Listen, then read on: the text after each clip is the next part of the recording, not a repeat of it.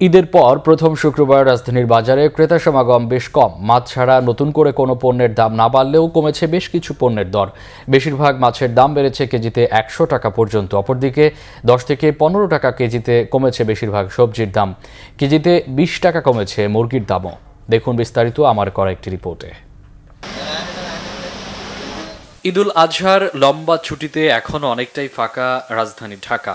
ঈদের ছুটির রেশ কাটেনি বাজারেও। ক্রেতা সমাগম ছিল না চোখে পড়ার মতো। তবে মাছের চাহিদা কিছুটা বাড়ায় বেড়েছে দামও। বিক্রেতারাও স্বীকার করলেন বেশিরভাগ মাছের দাম বেড়েছে কেজিতে ১০০ টাকা পর্যন্ত। নাগালের বাইরে ইলিশের দাম অনেক বেশি, কেমনে কিনবো? ঘুরতেইছি, খালি ঘুরতেইছি। ইলিশ মাছটা ২২০০ টাকা কেজি, ২০০০ টাকা কেজি, ৩৫০০ টাকা কেজি। ইলিশ মাছ তো কিনবো কিভাবে? মাছের দাম ঈদের আগের থেকে ঈদের পরে প্রতি মাস সব মাছ ১০০ টাকা করে বাড়ছে। মাছ মনে করেন জালেরা তো ঈদের দিন ধরে না গিয়া, আর মাছও কম, এই জন্য ১০০ টাকা সব মাছ কেজিতে বেশি।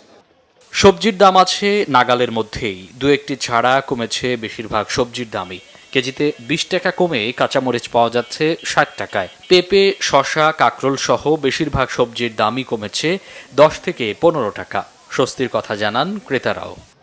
ঈদের পরে এসে কাঁচা বাজারের দামটা স্থিতিশীল, আগের মতোই আছে, পরিবর্তন খুব একটা চোখে পড়ে না। তো এর মধ্যে কিছু চোখে পড়ে, সেটা হলো বিশেষ করে পেঁপের আগের ছিল ২০ টাকা, এখন হলো ৩০ টাকা। আবার পটলটা ছিল ৩০ টাকা, এখন হলো ৪০ টাকা। বড় লোকরা তো কিনা খেতে পারবো, গরিব যারা আছে তাদের কিনা খেতে পারে না। গরিবদের জন্য খুব সুন্দর, খুব ভালো হয়েছে। অপরিবর্তিত রয়েছে চালের বাজার। মিনিকেট মানভেদে ৭২ থেকে ৭৬ টাকা কেজি, ২৮, ৫৮ এবং নাজির শাইল পাওয়া যাচ্ছে ৭৬ থেকে ৮৪ টাকার মধ্যে। নতুন করে বাড়েনি চিনি, তেল, ডালের মতো পণ্যের দাম। ঈদের আগে আর ঈদের পরে একই রকম আছে, সবকিছু খোলার পরে আবার দেখা যাবে কি দামের।